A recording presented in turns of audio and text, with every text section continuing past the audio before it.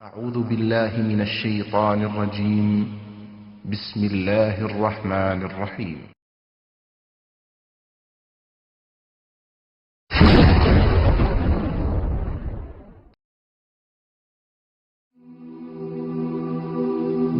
মৃত্যু এমন এক বাস্তবতা যার থেকে কেউ পলায়ন করতে পারবে না। প্রত্যেকটি প্রাণীকেই মৃত্যুর স্বাদ আস্বাদন করতে হবে। আল্লাহ তাআলা পবিত্র কালামে মাজিদে ইরশাদ করেন, কুল্লু নাফসিন যায়িকাতুল মাউত, প্রতিটি প্রাণী ওই মৃত্যুর স্বাদ আস্বাদন করবে। কুল ইন্নাল মাউতাল্লাযী তাফিররুনা মিনহু ফাইন্নাহু মুলাকীকুম, হে নবী আপনি বলে দিন, মৃত্যু যার থেকে তোমরা পালায়ন করছো সে অবশ্যই তোমাদের সাথে সাক্ষাৎ করবে।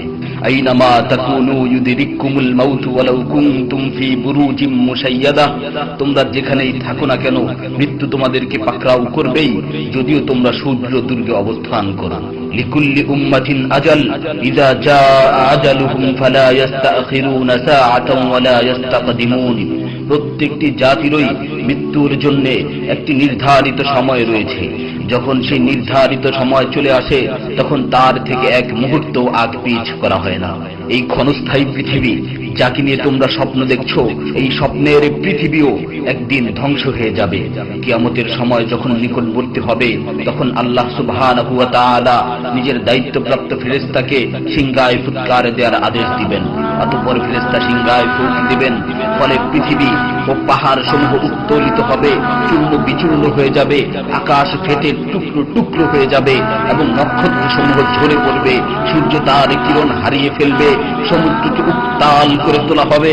সেদিন কিয়ামতের ভূমিকম্প ও কিয়ামতের ভয়াবহ অবস্থা দেখে সকলেই মৃত্যুবরণ করবে।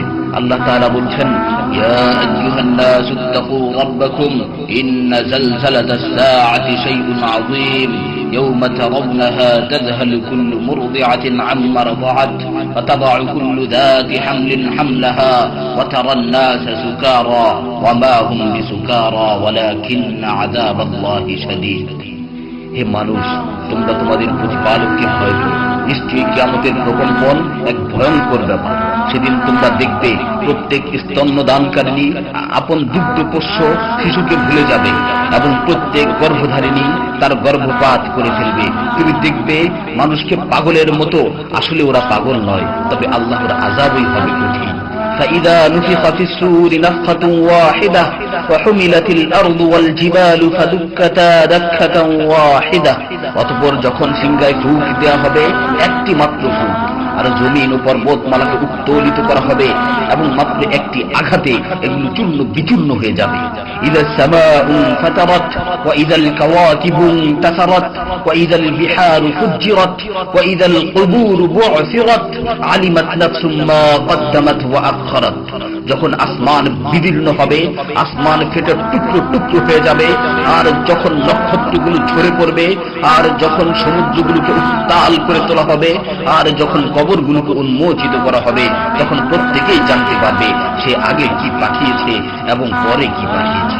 সেদিন কিয়ামতের ভয়াবহতায় আল্লাহ সুবহানাহু ওয়া তাআলা ব্যতীত প্রতিটি প্রাণী প্রাণ হারাবে।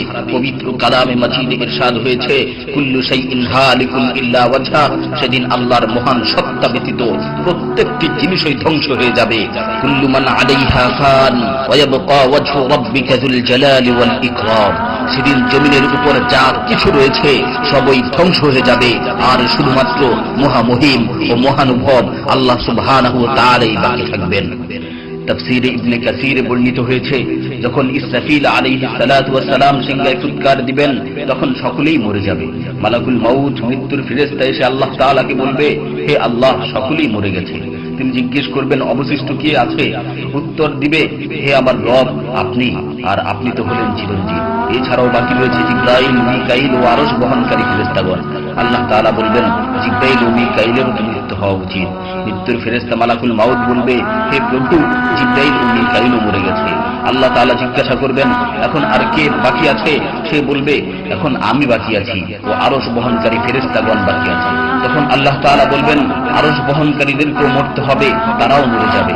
আল্লাহ তাআলা আবার জিজ্ঞাসা করবেন, এখন কে বাকি আছে?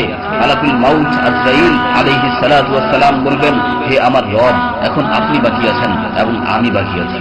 তখন আল্লাহ তাআলা আজরাইল আলাইহিস সালাতু ওয়াস সালামকে বলবেন, তুমি তো আমার মাখলুক, সুতরাং তুমিও মরে যাও। তিনি তৎক্ষণাৎ মরে যাবেন এবং শুধুমাত্র আল্লাহ তাআলাই বাকি থাকবেন। অতঃপর আল্লাহ সুবহানাহু ওয়া তাআলা জমিনকে ভাঁজ করে ফেলবেন এবং তিনি 3 বার বলবেন, আনাল জব্বার, আনাল জব্বার, আনাল জব্বার, আমি প্রতাপশালী, আমি প্রতাপশালী, আমি প্রতাপশালী। অতঃপর তিনি 3 বার জিজ্ঞাসা করবেন, লিমানিল মুলকুল ইয়াউম, লিমানিল মুলকুল ইয়াউম, লিমানিল মুলকুল ইয়াউম, আজকের রাজত্ব কার, আজকের সার্বভৌমত্ব কার, আজকের আধিপত্য কার? জবাব দেওয়ার মতো কেউই থাকবে না।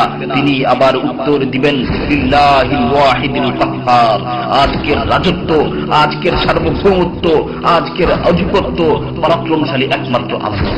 ইবনে ওমর রাদিয়াল্লাহু তাআলা আনহু হতে বর্ণিত অপর এক হাদিসে ইরশাদ হয়েছে, কিয়ামতের দিন আল্লাহ সুবহানাহু ওয়া তাআলা আসমান জমিনকে ভাঁজ করে নিজ হাতে গুটিয়ে নেবেন। অতঃপর বলবেন, আনাল মালিক, আনাল জব্বার, আনাল মুতাকাব্বির, আমি বাদশাহ, আমি প্রতাপশালী, আমি অহংকারী। আইনা মুলুকুল আরদ, আইনাল জব্বারুন, আইনাল মুতাকাব্বিরুন, দুনিয়ার রাজা বাদশারা কোথায়, দুনিয়ার প্রতাপশালীরা কোথায়, দুনিয়ার অহংকারকারীরা কোথায়? তখন আল্লাহ তাআলা সুউচ্চ কণ্ঠে 3 বার জিজ্ঞাসা করবেন, লিমানিল মুলকুল ইয়াউম, লিমানিল মুলকুল ইয়াউম, লিমানিল মুলকুল ইয়াউম, আজকের রাজত্ব কার, আজকের সার্বভৌমত্ব কার, আজকের আধিপত্য কার? অতঃপর তিনি 3 বার উত্তর দিবেন, লিল্লাহিল ওয়াহিদিল কাহ্হার, আজকের সার্বভৌমত্ব, আজকের রাজত্ব, আজকের আধিপত্য প্রতাপশালী একমাত্র আল্লাহ সুবহানাহু ওয়া তাআলা।